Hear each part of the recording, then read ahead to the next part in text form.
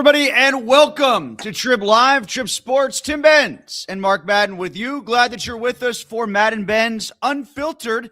We are here each and every Monday, 9:30 until 10. Mark on Monday through Friday on 105.9 The X. I'm actually in for Mark today. Mark is just back from Canada. He was at Niagara Falls. We are brought to you by Mike's Beer Bar on the North Shore. Meet me at Mike's. They've got 80 rotating taps. They've got Steak on a Stone delicacy that they have there right across the street from PNC Park at the base of the Clemente Bridge. 500 available craft beers. Meet me at Mike's. Lots to get to today. Mark, maybe let's pick up where we left off in terms of discussion on the podcast about Mike McCarthy and the coaching staff that he is assembling with the Steelers. Lots of familiarity, lots of typical coaching tree. Does this feel to you like one big lure just to get Aaron Rodgers back in the fold? Well, no. As I said on the podcast, I don't criticize McCarthy for getting guys he knows. Who are you going to get? A staff full of complete strangers? That would make the meshing all the more difficult and lengthy. So the fact of the matter is, whenever a coaching staff gets hired, none of us out here knows if it's going to work. Mike Munchak was a good offensive line coach because he happened to have DeCastro and Pouncey in their primes. You bring the equivalent of them two in today as rookies. I'm not even sure who the new O-line coach is, but he'll do pretty good. So, no, I ain't got no problem with Mike's hires. As I've been saying, I think the most interesting is Patrick Graham, not because of who he is, but because of what he has to do. That's an aging defense that doesn't play up to its salary level, but doesn't want to change. TJ Watt is clearly in decline, but wants to keep playing just as he always has. So good luck to Patrick Graham. He's going to need it. The funny part of that to me was how Mike McCarthy during his press conference talked about how he's only had one top five defense in his time as a head coach, and that was the year that they happened to win the Super Bowl, as if to sort of suggest that, you know, this defense is far enough along that if I can have the offense to supplement it, we have a real shot here. I don't think he realizes how far off the defense actually is. I think he's like a lot of other people from Pittsburgh. Prior management, Tim. I mean, they acted like the defense wasn't a problem, like it was a strength. I mean, before this past season, they were talking about it being, legendary and record-setting, and anybody who had seen it play knew that just wasn't going to happen, knew that it just wasn't possible, no matter who they added, because who they added weren't that good. So they just don't get that the defense ain't what they think it is. They just ignore the stats.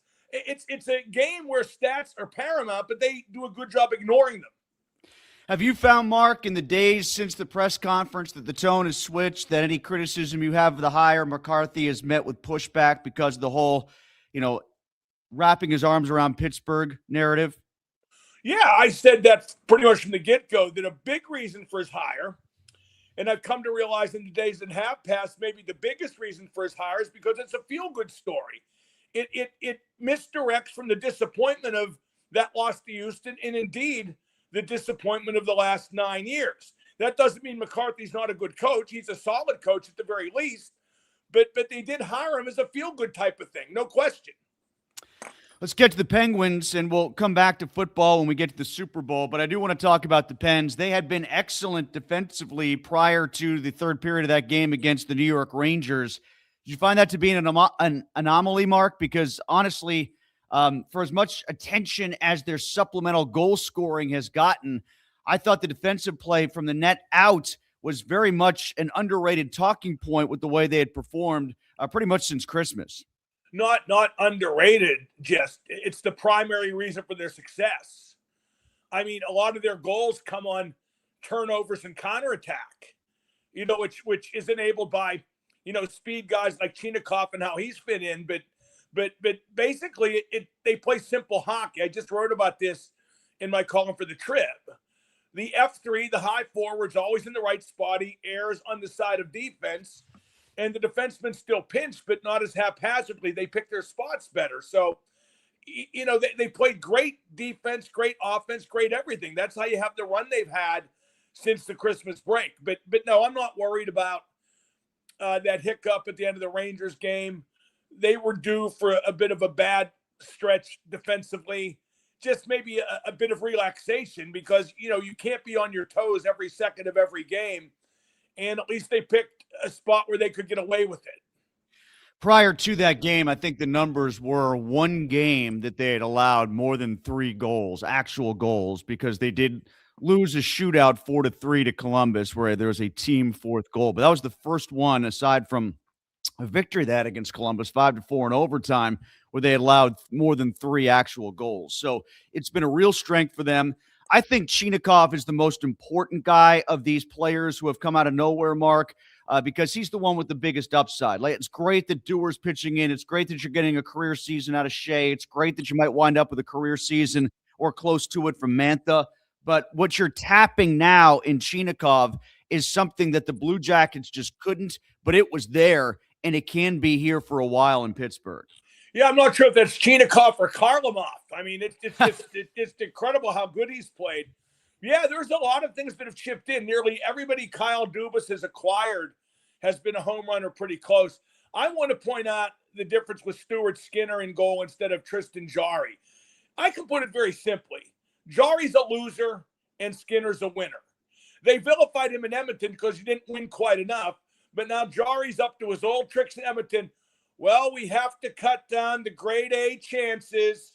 We need to be more careful when we turn the puck over. No, shut the frig up and stop the puck, you loser. I knew this would work out for Pittsburgh and kill Edmonton, and I'm overjoyed that it's gone exactly like I figured. Puck handling mistakes from him, giving up goals and bunches or on the first shot. It's more simple than that. He's just a loser. If he played ball hockey, he'd lose at that. If he played checkers, he'd lose at that. If he played poker, he'd lose at that. Don't bet too high because you'll be broke. He's a loser.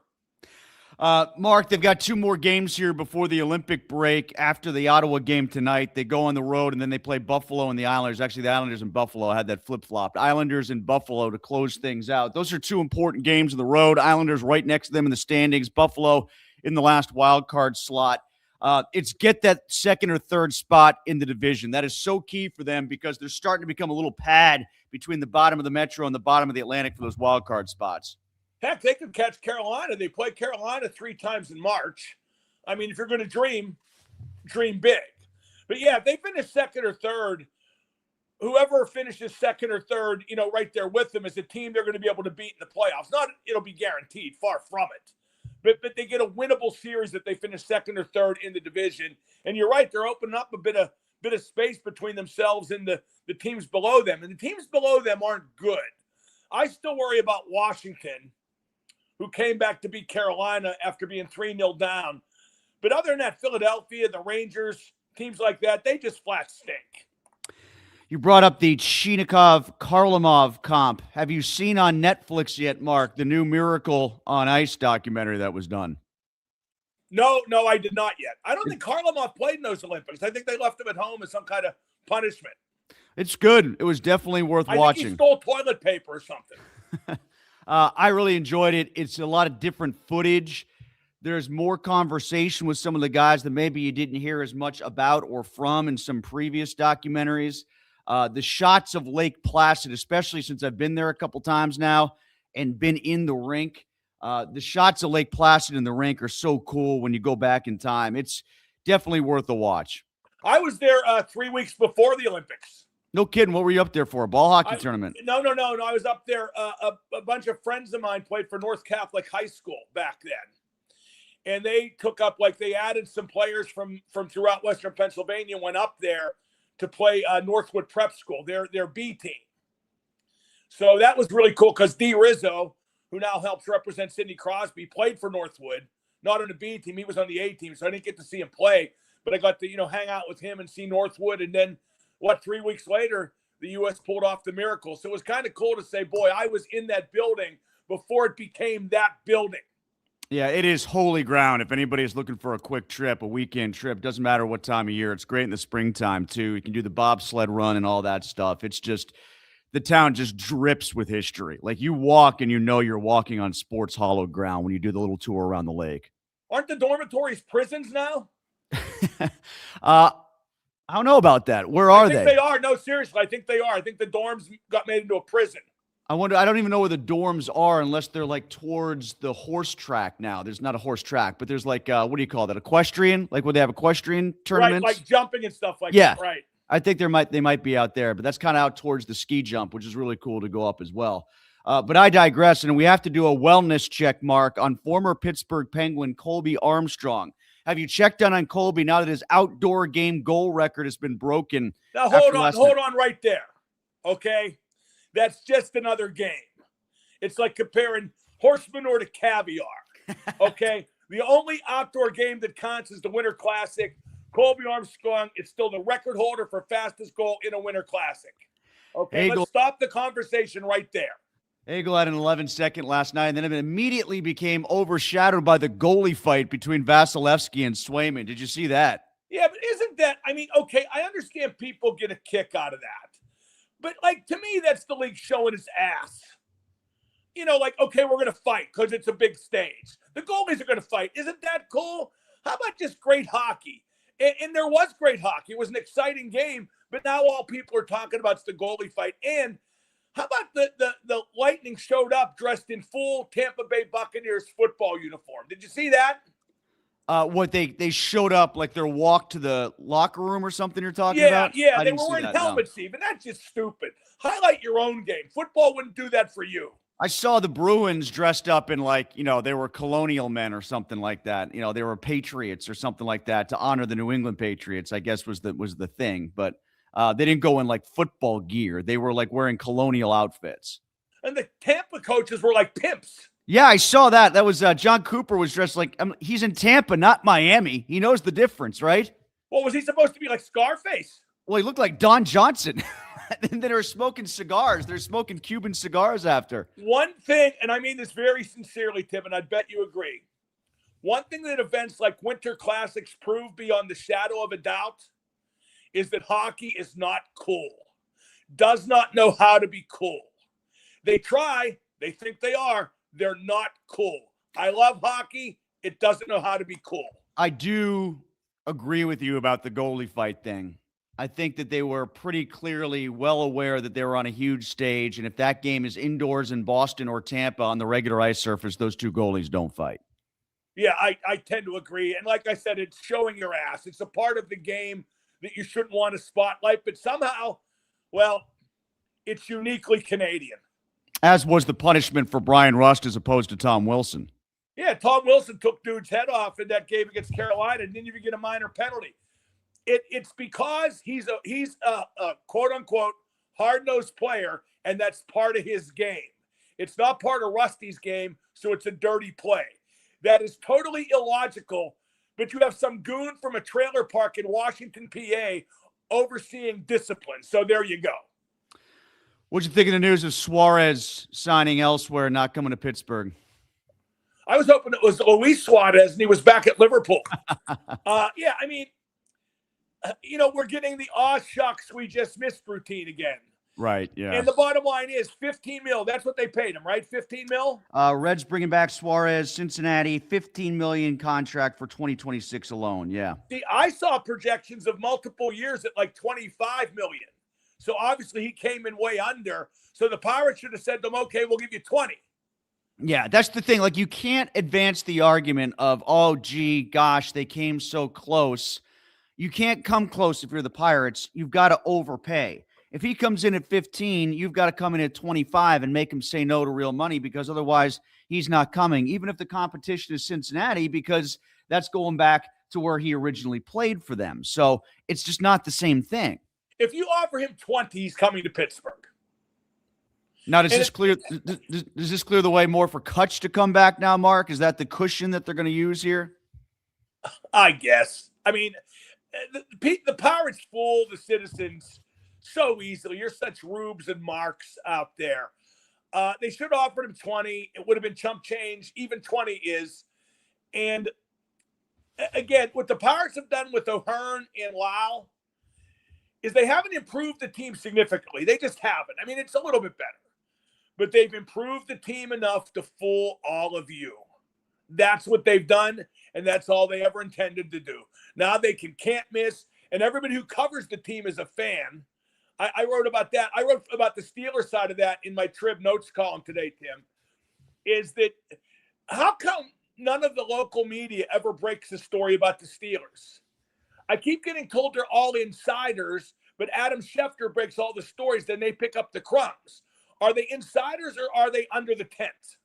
Well, I think there's a little bit of both depending on who you're talking about. But No, yeah, I think they're all under the tent, period. The no, point... you know who's an exception? I'll give credit to Fabo.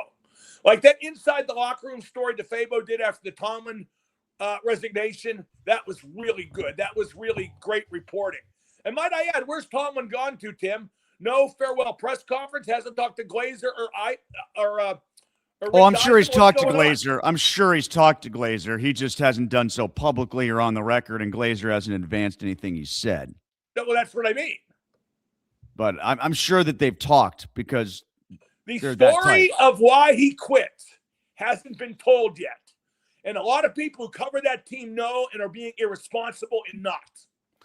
How do you feel about the finishing up the Pirates thought? I saw that they were somewhere in the neighborhood of the high 70s in their win total.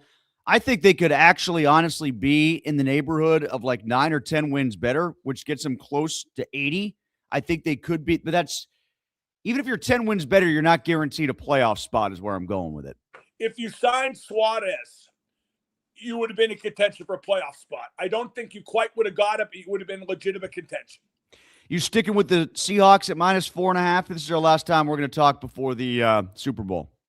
Yeah. I think they're by far the better team. I think New England could pull something off, but I'm not sure that they're ready. I think they might have arrived a year early if you believe in crap like that. Yeah, some people said that about the Bengals too, going back a few years, but they put up a good show. I think it'll be a close game. Well, but now just because you arrive early doesn't mean you're ever going to get back. It doesn't mean it's inevitable. Again, like you just said, look at the Bengals. I think the Seahawks win. I'd love to get that line down to 3.5. Maybe you wait to bet it to see if some Patriots money comes in late, and then that line gets deflated and gets down. I might wait on that because 4.5 is just a tricky number, but I do think the Seahawks win. Yeah, I think Darnold I think he's going to polish off this incredible year. Smith and the jig was unbelievable. It makes you realize why they didn't give a damn about trading DK. Imagine DK could be there right now. Geno Smith could be there right now. Except if they were both there, they wouldn't be there. Yeah, I think the fact that especially it's Darnold instead of – and that's one thing actually, Mark, that we haven't talked about enough is the Steelers could have been in the mix on Darnold. They just weren't going to pay for it. They were never going to pay what Seattle ended up paying. I heard they just missed, Tim. Let's get to some – No. You know what, too? I think Seattle is there because DK's not there. I think a guy like him just sucks the energy out of your dressing room. Brian says Suarez turns down 2 years, $40 million with the Pirates to sign 1 year at $15 million with the Reds. Why? Pirates couldn't sign Omar Suarez. Who is Omar Suarez? Oh, he was in Scarface. He was he was the guy they hung from the helicopter. Oh yeah, he was the guy in the white suit, right? Yeah. Now hold it. Where did it say they offered him 2 years, $40 million? I didn't hear that. Well, 2 years, $40 million would be 2 at 20. I've heard that kicked around. I can't remember what I just heard on their flagship before we came on. He would have been offered 2 years, $40 million, hit a sign. Do you think? Or maybe he just really doesn't want to play here as opposed to playing back in Cincinnati, or having the chance to play one more year in Cincinnati, then hit it really big and go elsewhere. Yeah, I whenever I hear that they offered him this, but he took a lesser offer, I just think that's crap. I think whoever says that made it up or got told that by somebody who made it up. Mark asks, will the Olympic break help or hurt the Penguins? I know it will help Malkin and Letang, but it might slow down the roll that they've been on. No, this is good. Kendall gets rest. He's 18. He's been through a lot. He's lost weight. This is good for him, good for Malkin, good for Letang. You worry about the wear and tear on Sid and Carlson. But in terms of momentum, yeah, I'm not too worried about that. If they're playing simple, like you said, that shouldn't be something that's difficult to regenerate when they get back from the Olympic break, in theory. No, I wouldn't think so. When I say simple, Tim, I don't mean they're, playing peewee hockey. I just mean they're taking certain simplicities of the game that are totally logical and applying them. The F3 is supposed to cover when the defenseman pinches. You'd be amazed how many times that just didn't happen in the prior regime. It just didn't. They cheated on the side of offense and were encouraged to do so. Now they're not. Mark asked, do you guys think the Pens have a legitimate chance to go deep in the playoffs? I don't see them going deep. I think they could win a round. I don't think the Islanders are that much better than them, if at all, but they are the Islanders in the postseason. We know how that usually goes for the Penguins. The bigger issue is, Mark, as you pointed out in the past, the Pens should have to fall into the wild card and play Tampa or Carolina. That would be where it would feel preeminent, like they're one and done. Right. This will sound weird, but they could give Carolina a series in the second round after having won a round. They would get killed by Carolina in the first round, and by Tampa too, like you said. No, they got to finish second or third in the Metro Division. Their record against the Metro is like, what now, 12-1-4, which is incredible. I got to say, though, Tim, people talking about going deep into playoffs, let's see if they make it first. That's far from a fait accompli. Yeah, and the Metro Division totals that you talked about there, they are sort of inflated by the fact, like you said, that they haven't played Carolina yet. Or they played Carolina 3 more times. They've still got 3 more times to play Carolina. Yeah, correct. So let's go to Pappy, who says anyone who runs a modern, not dumbed down defense is going to do a better job than Tomlin. I don't know how dumbed down this is going to be under Patrick Graham. You know, the notion that they have to keep running the 3-4 like McCarthy talked about, that's bothersome to me. I don't know why they feel like they're beholden to do that. Okay, it's a little bothersome to me, but I get it because all their edge rushers are like 3-4 guys. I don't know how you convert them. Well, that's a fair point. I mean, if you want to use this as a way to build into something else next year that is a little bit more of a conventional 4-3 than a 3-4, or as Patrick Graham has said, if you build something where your entire base is your sub package, which is probably the smartest thing to do, that your base is your nickel, then great, so be it. And I know they're pretty close to that now, but obviously they're not expert at it because the defense isn't as good as we pretend that it is. You know why I would have gone to the 4-3, Tim? Watt would have wanted traded. Well, yeah, he might at this point now. now. The bad guy. I'm only half kidding. You know, Graham, I don't know how he's going to relate to him. I don't know how McCarthy's going to relate to him. I would figure that Watt and Hayward would be won over by McCarthy, but you made kind of an interesting suggestion, Mark. There were only 2 guys that showed up for that press conference. And I know it was the offseason. Guys had just left. I don't know if they wanted to come right back again, but no Hayward, no Watt. And we've not exactly heard a welcoming wagon coming in from the veterans, have we? No, they wanted Tomlin to stay because that was their domain. That was their country club. They could do as they wanted. Now they probably can, but they're not sure. It's going to be a little different for sure. And let's be clear. Even though Tomlin resigned, that locker room feels like he was forced out. That locker room thinks that he was told to quit or felt that he had to quit. Why do you say that? Because of the way they reacted in that DeFabo story. I think because of the union that they had for him, the way they talked about him. Yeah, I can see what you're saying. I think you're probably right about that. But dude, I wonder if they know the real story. I mean, I don't know. I don't know what they've heard. I don't know what they believe, but my hunch is the way you would have seen more support for him going out the door, and you would have seen more support for the new guy coming in if they really felt like Tomlin left on his own accord. Well, I think they wonder. Those players are a bunch of big effing babies, entitled brats. So yeah, I'm not surprised. I wonder if a lot of them think that this is on Rooney because he didn't give him the extension or try to buy him into the extension. Boy, my mind is reeling with comments that I don't want to. You know, Tim. One of these days, I'm just going to say it, right?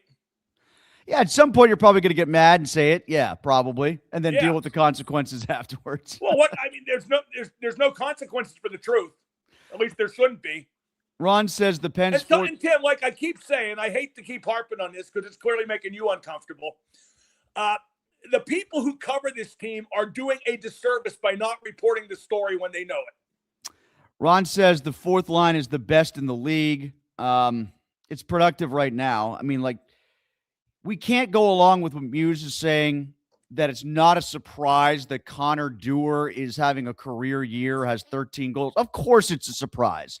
I'll tell you who's the most surprised of all. He's Connor Dewar. Right, as I'm sure as Ryan Shea, as I'm sure as Justin Brazeau. I mean, this is surprising. Let's not act like this was expected, as I think he was trying to do after the Blackhawks win.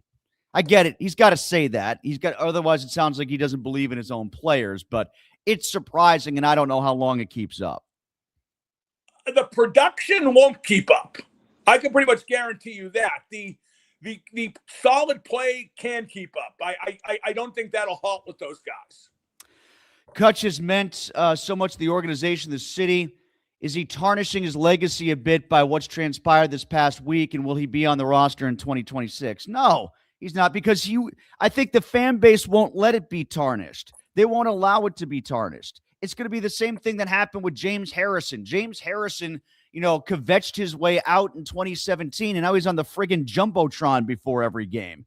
It's all about forgive and forget once there's some comfortable distance, but at some point there has to be distance. Kutch can't just call his shot every year and leave it open-ended and then just decide to come back. At some point, the team is allowed to move on. And plus, which he's small potatoes. He didn't return an interception 100 yards to win a Super Bowl. Okay? He had no RBIs in his Pirates playoff career. Okay? He ain't Willie Stargell. He ain't Dave Parker. He ain't Roberto Clemente. He's not a top 10 Pirate ever. He's the best Pirate in an okay era. This guy asked, maybe you can remember this, Mark. I don't off the top of my head. How did the 1980 Canadian team flop? Everyone talks about Russia, Finland. Where was Canada? I don't think they made it out of pool play, right? Yeah, you couldn't use pros then. That was part of it too, yeah. That was all of it. I mean, that's what made the U.S. I mean, you talk about having the NHL players now. If they played then, what happened wasn't possible. Yeah, I just think if I'm remembering right, they were not in America's pool. They were on the other side with the Russians. And yeah, Finland America did not play Canada, correct. Canada did not make the medal round. Yeah, and I think but they weren't really expected to. Canada kind of looked down on anything that wasn't NHL friendly. Finally, Joey says, how did the WCW hotline voice die? What does that mean? What do you mean? I don't know. I don't get it. Do you get the WCW reference? Yeah, I did the WCW hotline then. Oh, okay. All right. Get your parents' permission first before calling, kids. No, maybe he means, like, you know what somebody has been making fun of me on Twitter for, well, among many things, is that my voice has vocal fry to it, like that. See what, I kind of get raspy? Well, you know why that is? I'm 65. It happens. Your voice changes. That's why that is. So, I mean, do I not sound the same as I did on the WCW hotline? Gee, that's unbelievable that I wouldn't sound exactly like I did in the mid-90s. Go back and listen to tapes of Mike Lang, like when Mike was doing the play-by-play in the 90s, when you see old Mario clips, or the 80s even, when he was doing old Mario clips and what it sounded like. But he clearly, his voice had changed. Yeah, everybody's does. I mean, so if that's what the guy's implying, I mean, what did we charge per minute? Was it like $1.49 a minute? I'm not. So what did you like? Did you take live calls and just talk to people about wrestling? No, it was like a taped message. Oh, okay. All right. You got all the inside scoops. We did a live version of it sometimes at big shows. People would call in to the show while you were actually at the show. You know what? I'll tell a quick story about that. Okay. When I was at WCW, the first couple years I was there, Steve Austin was there.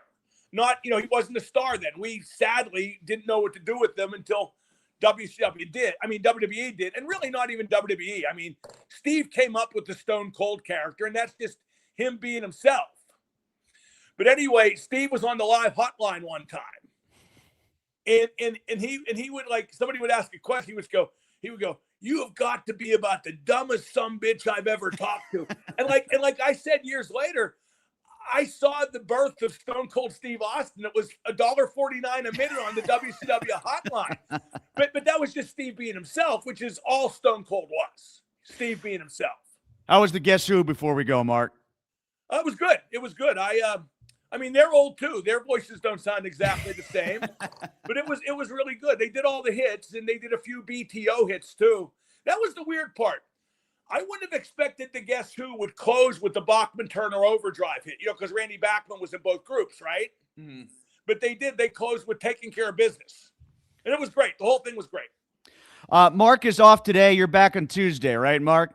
Correct. All right, but he will call into the show today. We're still trying to figure out what time. 4 o'clock, yes. 4 o'clock straight up. Mark will be on today. I'll be on for Tom. We're going to lead into the Penguins game against the Senators tonight on 105.9 The X. I'll be back with Joe on Friday for Behind the Bylines. That'll be on at 8 o'clock on Friday. Mark and I have our podcast up as well, the Mad Monday podcast. You can check that out at Trib Live. Also brought to you by Mike's Beer Bar on the North Shore. Meet me at Mike's.